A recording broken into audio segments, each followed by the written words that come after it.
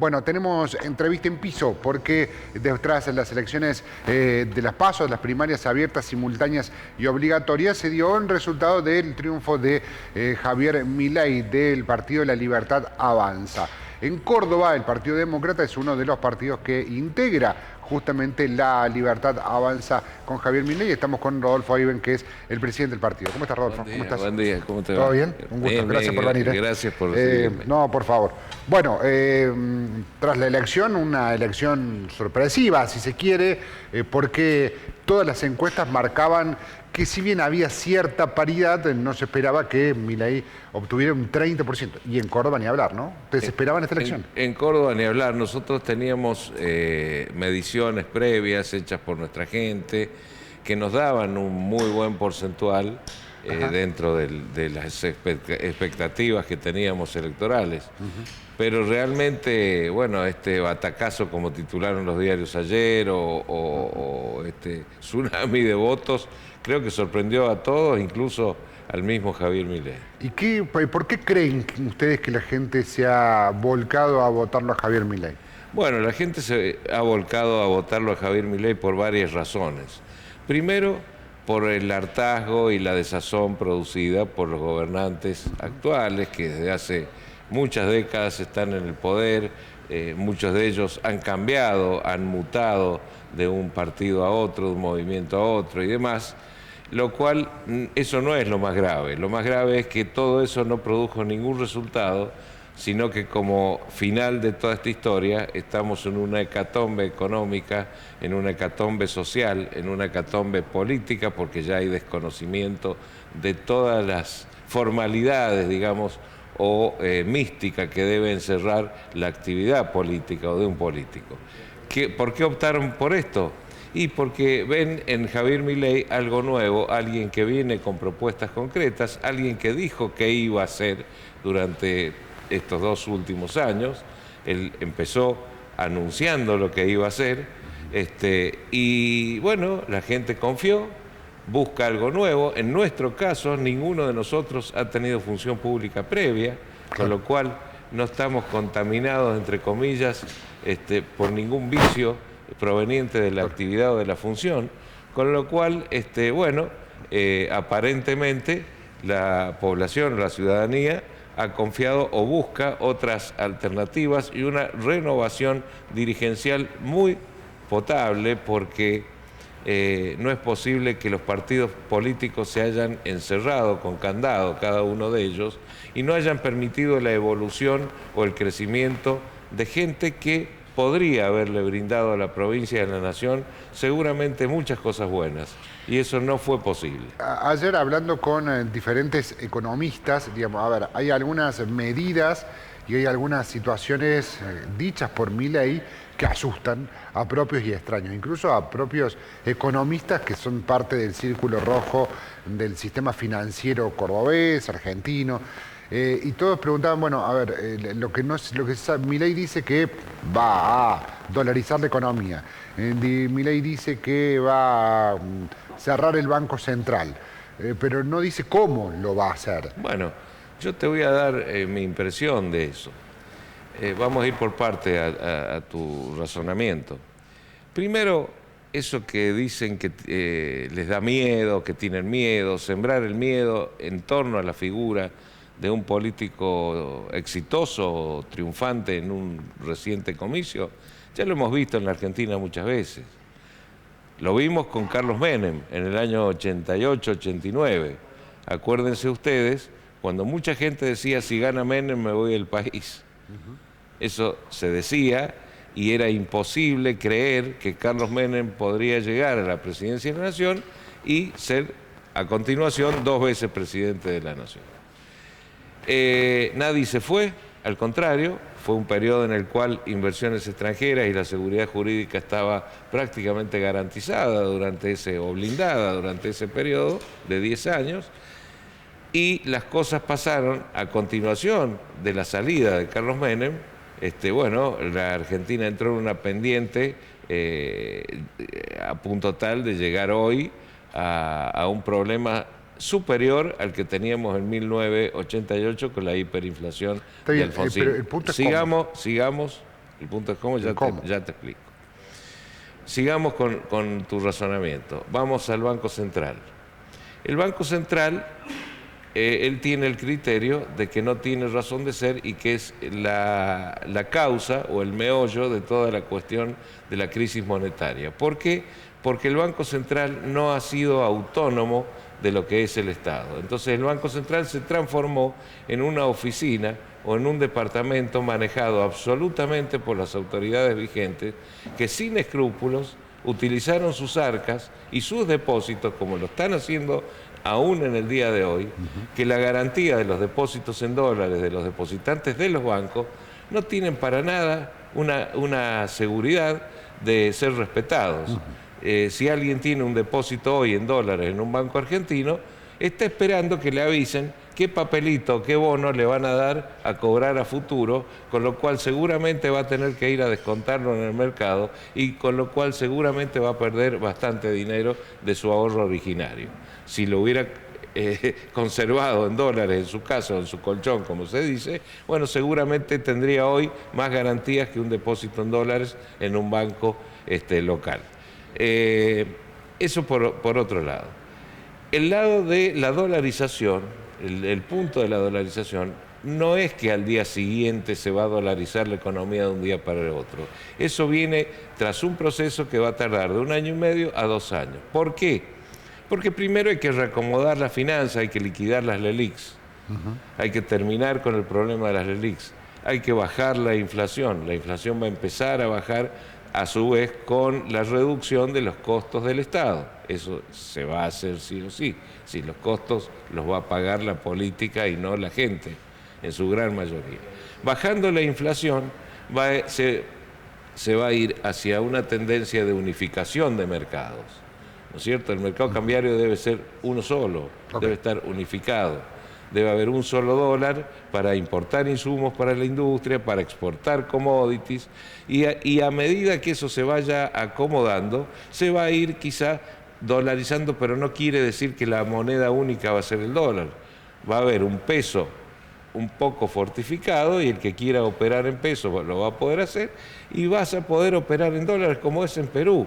Yo mismo he trabajado profesionalmente en Perú en el año 2014, 2015 hasta el 2016, y en Lima, cuando a mí me pagaban mis honorarios, yo iba al banco con el cheque que me daban en soles peruanos y le decía al mismo cajero, ¿me podés transformar a dólares esto? Sí, cómo no, y en la maquinita ahí mismo lo transformaba, me daba el comprobante y me entregaban los dólares que resultaban de esa operación. Claro, pero Milei yo nunca lo escuché decir que iban a convivir peso y dólar. No, sí, van a convivir peso y dólar. Lo que pasa es que la gente va a preferir operar con dólares. Y hoy mismo, la economía hoy, a ver, en gran parte está dolarizada. Vos vas a comprar una propiedad, te dan el valor en dólares. Vas a comprar un automóvil y te lo cotizan en dólares. El problema que tenemos hoy económico es acuciante. Si esto fuese, el Estado fuese una empresa privada, estaríamos asistiendo a una quiebra judicial. Estaríamos rematando los bienes judicialmente por haber entrado en quiebra. Yo vengo ahora, en este momento, vengo de Altagracia, de mi casa, yo vivo en Altagracia. Bueno, quise cargar combustible en 3 estaciones de servicio y no me cargaron. Ahora, No, hoy no porque está en la suba de precios. ¿Sí? Exactamente. Conseguí de casualidad en una YPF, que sí me cargaron, pero las demás no cargan, no hay ni combustible. Ayer las casas de materiales de la construcción no entregaban, con precios pactados, con señas entregadas y demás, no entregaban. Entonces, estamos entrando en una etapa, en un cono de sombra, que a su vez, entre comillas, y quiero ser muy claro y no agorero en esto, pero encierra ciertas dudas y hasta cierto peligro, entre comillas, de cómo vamos a hacer o cómo va a ser el gobierno nacional para llegar de ahora a diciembre.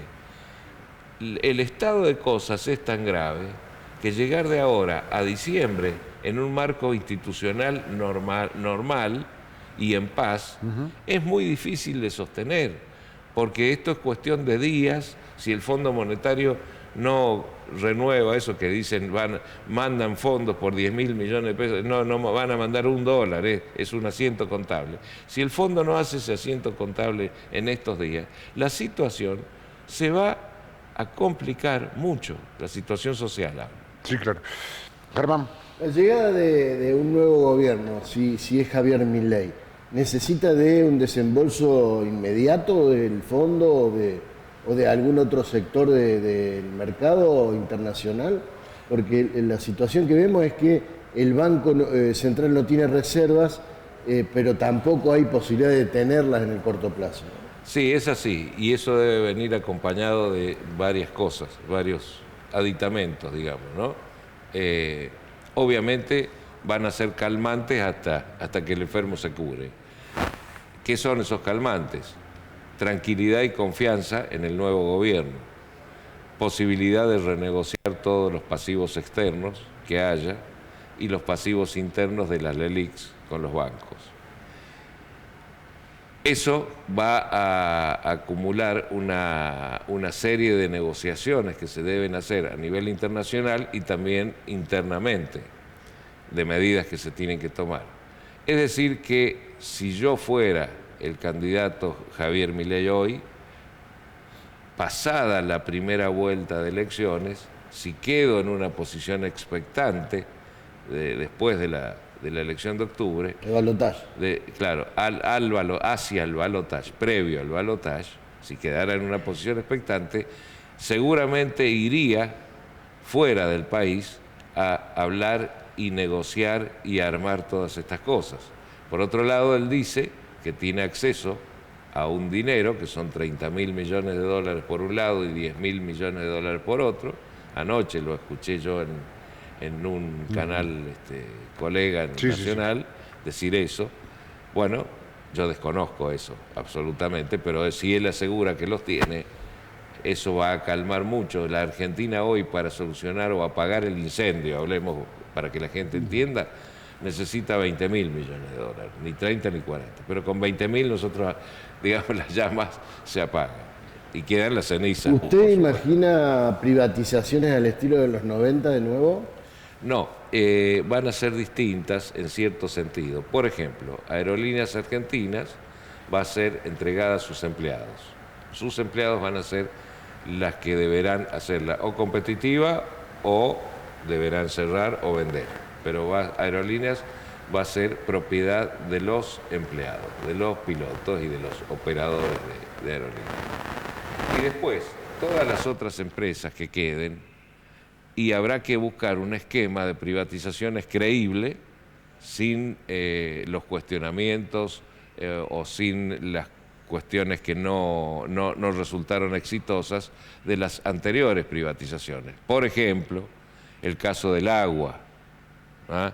Las empresas de agua que fueron privatizadas, y el caso está acá en Córdoba, que ganó la Lyonnais des Eaux, ¿se acuerdan? La empresa francesa, sí, en consorcio con Rollo y no sé con quién más. Bueno, no fue exitosa esa privatización y al final terminó Rollo quedándosela por nada, y hoy tiene la administración de esa empresa. Y en Buenos Aires, provincia de Buenos Aires, con AISA, pienso que pasará lo mismo. Y bueno, van a haber reprivatizaciones seguramente de algunas empresas que fueron mal privatizadas. Ferrocarriles ni hablar, ni hablar. Ustedes se acuerdan seguramente de los negocios de los señores Sirigliano en Ferrocarriles Argentinos. Sí, hubo Ferrocarriles que cuando el estatal funcionaba bien, cuando lo privatizaron desapareció. Desapareció. Y un país con la extensión geográfica de la Argentina es imposible que no tenga trenes. Bernardina. Rodolfo, ¿cuáles serían los acuerdos que se podrían llegar a concretar con otras fuerzas políticas? ¿Se está empezando a hablar con dirigentes de otros espacios? Pregunto porque si se llega a repetir la fórmula de las PASO en las presidenciales y si en un hipotético caso de que Javier Milei sea presidente va a tener 40 diputados en la Cámara Baja, entonces no va a tener mayoría, pero ninguno de los partidos va a tener una mayoría absoluta para lograr aprobar de forma rápida ciertas leyes y generar consensos. ¿Se está hablando con dirigentes de otros partidos? Bueno, aún no que yo conozca, pero eso no es descartable que así sea, y es más, como vos bien dices, es necesario. Anoche en la misma entrevista, Javier Milei, ¿qué dijo? Si hay personas de bien, que es lo mismo que digo yo acá en Córdoba, si hay personas de bien dirigentes que tienen un proyecto de tinte liberal y no estatista y no socialista de izquierda, sino un proyecto de tinte liberal, de economía de mercado, como se le llame. Si hay personas o partidos que pretenden o, digamos, nos pueden asesorar, ayudar en ese andarivel, por cierto que va a haber diálogo, y creo que sí, con el sector que ganó en Juntos por el Cambio o Mauricio Macri, creo que hay un vínculo personal entre Milei y esa gente. Él rechazó que pudiera llegar a haber algún tipo de acuerdo con Patricia Bullrich. Dijo que ella operó en contra de él. No hay acuerdo en esta elección. Hay que ver quién queda para la segunda vuelta. Algunas de las medidas seguramente van a impactar socialmente y sindicalmente, ¿no? Sí. Donde van a... bueno, por la historia argentina seguramente tener que afrontar o enfrentar a muchos gremios en la calle, muchas protestas sociales. ¿Cómo piensan trabajar con ese tema? Bueno, a los gremios, en cierta medida, ya se está conversando, se está hablando de un esquema de retiros voluntarios y un esquema parecido al que tiene la UOCRA. Un poco más perfeccionado que eso, se está hablando de un seguro de desempleo. Y con respecto a los gremios, mi pensamiento, lo que Eiben piensa, no quiere decir que sea compartido con Javier Milei. Yo tengo mi propia impronta, que puede ser o no, por eso somos liberales, cada uno dice lo que piensa. Mi impronta es que a los gremios, en cierta manera, hay que sobrellevar y negociar con los gremios una salida. Primero, porque si no hay salida con los gremios, no puede ser que cada empleo que se efectúa... Salida es que los gremios no existan, digamos, que no haya. Salida consensuada ok. en cuanto a las leyes laborales. Acá tiene que haber una reforma laboral. No puede ser que cada empleado que se toma sea un expediente judicial caminando para el dueño o el empleador. Entonces, hay que modificar, reformular la cuestión laboral. Las leyes laborales tienen que ser reformuladas con los gremios. Y eso hay que hacerlo porque al gremialista le conviene. Al gremialista le va a convenir que las empresas no se vayan del país, que las empresas no quiebren, que las empresas sigan existiendo y con el crecimiento que supuestamente va a venir a partir del 10 de diciembre en adelante, bueno, va a haber mucha mano de obra que tomar o retomar en algunas empresas, con lo cual va a haber que imaginar, agudizar el ingenio para una reformulación. ¿Por qué? Porque hay un elemento que juega muy en contra del sindicalismo argentino. Y ese elemento que los sindicalistas ya lo tienen en cuenta y se dieron cuenta tarde, es el del crecimiento elevado y absoluto de los movimientos sociales.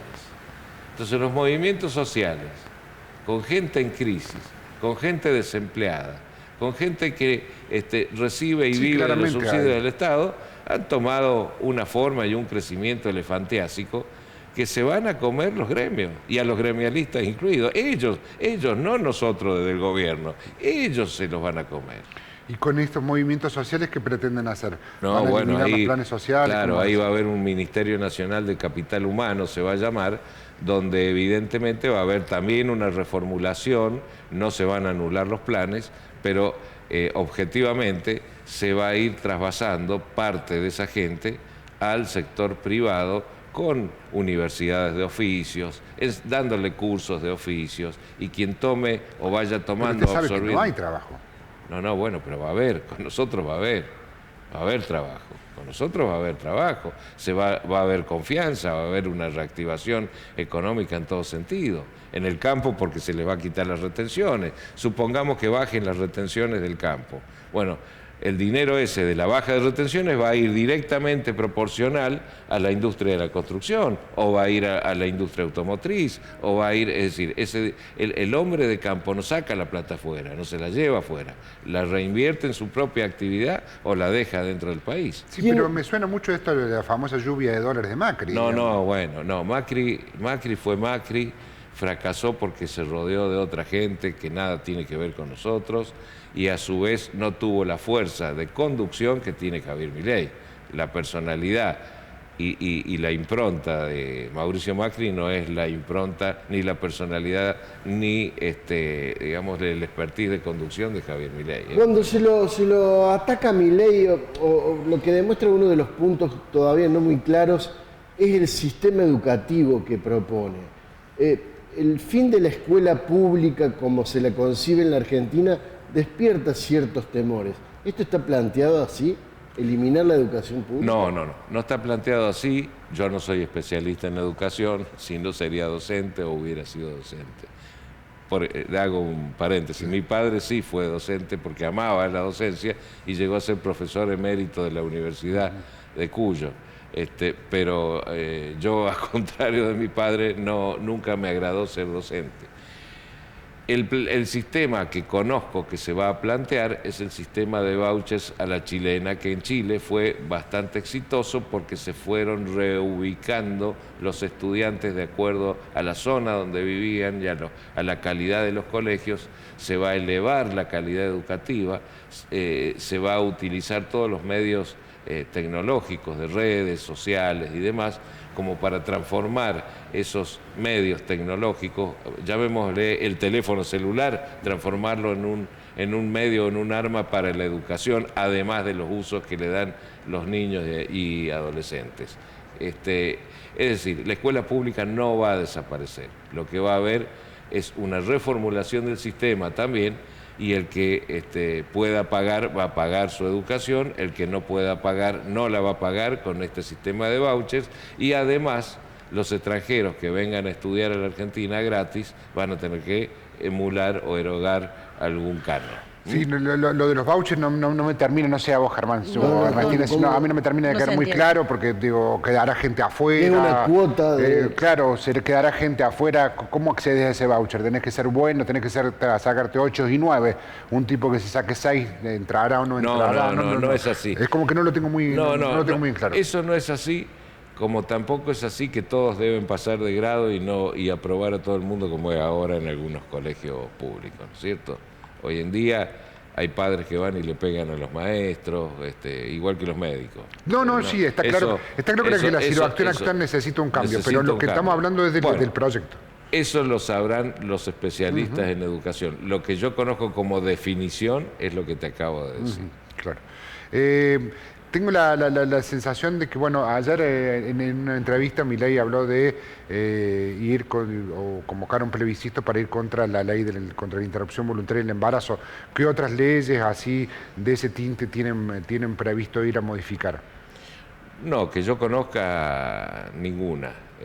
Nosotros siempre fuimos pro vida y vamos a ir contra la ley que prohíbe. Ahora, en un país con un escenario de tantos tercios, ¿por qué ustedes pretenden imponer una idea siendo que hay otras, porque hoy los apoya el 30%, pero entonces hay un 70% que no? Pero eso lo veremos después de las elecciones de octubre.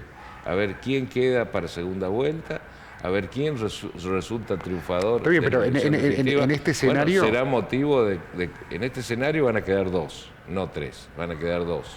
Y de esos 2 que queden hay que ver cuál va a ganar. Y de ese que gane, suponiendo que seamos nosotros, y bueno, están los mecanismos institucionales de las cámaras, del Parlamento para negociar con las otras fuerzas, las distintas leyes que hacen falta, y se consultará a sí mismo al diálogo político. Acá en Córdoba yo propuse la regeneración o renacimiento del Consejo de los Partidos Políticos, que se anuló. Ustedes recuerdan que durante el gobierno radical, creo que fue de Angelos, se creó el Consejo de Partidos Políticos Provincial. Bueno, esa figura tan valiosa, donde todos los partidos políticos provinciales confluyen a través de sus dirigentes a plantear los problemas sociales, y se hablaba y se trataba para elevarlo luego a las cámaras, se anuló durante el gobierno de la Sota. ¿Por qué pasó eso? ¿Por qué? Bueno, porque trabajaba más el Consejo de los Partidos Políticos que la legislatura. Entonces, los señores legisladores hicieron la obra de bien de cerrar eso. Y ahí se anuló y se terminó el diálogo de los problemas que, digamos, asisten o hay que asistir a los cordobeses. Porque ese era un ámbito de discusión y de propuestas que luego se elevaban a ellos. Pero bueno, la trenza política, la rencilla, los celos, no sé qué pasó, se cerró.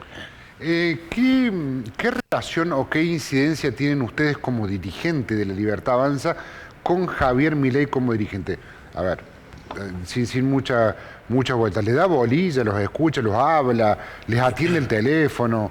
¿O no? Porque la sensación es que no, digamos, que el tipo se maneja solo y que, bueno, de hecho no dio apoyo en la elección de gobernador a ustedes, a la de intendente tampoco bajó, digamos, es como un que... antisistema total. Si vos me preguntabas a mí, antes de la elección de días pasados, cómo veía yo, cómo concebía una campaña política, yo te iba a decir que seguramente íbamos a coincidir, cómo hay que manejar una campaña política tradicional. Bueno, esto fue todo al revés. Esto fue sin apoyo local, nosotros no fuimos con el sello de La Libertad Avanza a la elección provincial. Cuando vino a Córdoba hace 10 días, la consigna era no avisar al periodismo, no hacer acto, no hacer conferencia de prensa. Él quería venir, bajarse de una combi y hablar con la gente, de manera directa, con la gente. Bueno, en Altagracia, que fue el primer punto que tocó, autoconvocados 1000 personas un día al mediodía, un día de semana, un día jueves. 1000 personas. Yo creo que si alguien quiere organizar en Altagracia un acto político y que asistan 1000 personas hoy, no junta más de 100, el 10%. Ahí habían 1000. Queríamos caminar 4 cuadras por la calle Belgrano, que es la principal, hasta el Tajamar. Pudimos caminar hasta la esquina de donde él se bajó, por la cantidad de gente. Tenía previsto estar 50 minutos y estuvo 2 horas. Íbamos a ir a Carlos Paz, se anuló Carlos Paz por falta de tiempo, y vinimos a Córdoba capital. Íbamos a caminar de la avenida Pueyrredón hacia Plaza España. Pudimos caminar media cuadra de la cantidad de gente que se juntó en el momento de los edificios, salían con banderas argentinas y los autos que transitaban en ese momento, y debe haber algún oyente que nos está viendo en este momento, se detuvo el tránsito, los autos comenzaron a tocar bocina de manera ininterrumpida para avivar a Javier Milei. Entonces, es una situación, un fenómeno que hace que todo lo que sea el mundo Milei sea no tradicional. Pero ustedes no hubo propaganda, no hubo un cartel de Milei. Pero ustedes como dirigente, ¿cómo se sienten que él los ningunee de este lado? No. A mí no me ningunea. Yo ayer me he whatsappeado con él y tengo un vínculo personal yo con Javier Milei.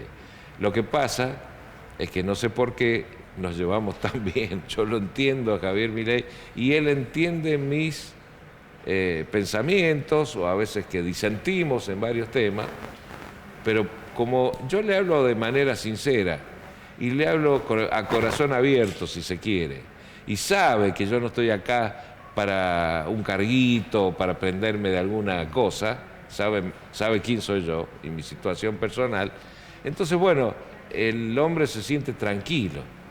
Y eso es lo que yo le transmito y lo que él me transmite a mí, porque disienta o no con él en algunos mecanismos, en algunas cosas, veo que es un tipo transparente, muy sentimental, es un tipo que también es muy cariñoso, claro. Es otra clase de persona, es un artista, es como si fuera un actor, un artista, tiene una sensibilidad especial. Sí. Rodolfo, ¿cuál es el planteo en materia de seguridad hacia una política nacional? Teniendo en cuenta las propuestas que ustedes tenían a nivel provincial, a nivel local, ¿cómo se puede trasladar a nivel nacional una situación para evitar el caos social? Digo, porque se plantea, por ejemplo, la libre portación de armas. ¿Cuál es la propuesta que hay para evitar el caos social y evitar que se siga viviendo algo que hoy por hoy es una de las principales banderas de todos los partidos? La seguridad y la situación de delincuencia permanente. Sí, la política de seguridad va a ser una política, si se quiere, dura, si se quiere, dura, como dice la misma competencia nuestra, de Juntos por el Cambio, se acabaron los piquetes, se acaban los que cortan el tráfico, a la gente que va a trabajar. Bueno, va a haber una serie de medidas que no son del todo simpáticas para la sociedad. Es decir, los presos no van a cobrar, al contrario, van a tener que trabajar dentro de lo que es el periodo de su prisión, van a tener que brindarle a la sociedad algún servicio, en contraposición, van a pagar la pena que se les aplique. En cuanto a la libre portación de armas, yo te quiero adelantar que eso será motivo de una discusión también parlamentaria y habrá que sacar una ley para la libre portación de armas con ciertas y determinadas condiciones que debe reunir quien porte un arma. Va a tener que hacer exámenes psicofísicos, va a tener que renovar su brevet anualmente, no a cualquiera se le va a vender un arma, va a tener que tener un registro y va a tener que tener una identificación, digamos, permanente de su portación o de su libre portación en caso de que se apruebe esa ley. En mi caso personal, y vuelvo porque, digamos, cada persona, yo no quiero engañar a nadie, y cada persona tiene su forma de pensar. En mi caso personal, yo creo que hay que, si va a salir la ley, hay que estudiarla muy bien y circunscribir muy bien todo esto que te acabo de decir. Y si así no fuere, en lo personal, yo no estoy de acuerdo en este momento social de sacar una ley como esa. Porque si eso fuera tratado a la manchancha, de cualquier manera liviana, en una sociedad agrietada, como se dice ahora, en una sociedad dividida, cualquier individuo que te quiera limpiar el vidrio en un semáforo, si no le das una moneda, puede sacar un arma y matarte. O, a contrario sensu, como se dice en el derecho, quien no quiera que le limpien el parabrisas podrá sacar un arma del automóvil y matar al limpiavidrio. Entonces, ese tipo de hechos violentos no favorecen a una situación social cómoda y en paz. Sí, claro. Bueno, nos quedan un montón de cosas, seguramente lo vamos a estar convocando más cerca de las generales porque quedan un montón de cosas para charlar. Es muy agradable estar acá. Por favor, para nosotros es un gusto. La verdad. Nos queda para charlar el tema del 50% de la pobreza de la gente, los chicos pobres, bueno, que quedan como un montón, pero me imagino que debe haber propuestas para todo eso. Así, Rodolfo, desde ya muchísimas gracias. Bueno, gracias a ustedes por recibirme y a sus órdenes.